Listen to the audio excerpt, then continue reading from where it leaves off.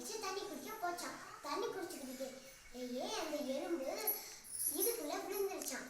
அப்ப help me help me help கத்துச்சான். ஒரு பெரிய பாண்டியன் ட்ரெயின்ல உட்கார்ந்து இருந்த ஒரு டப்பு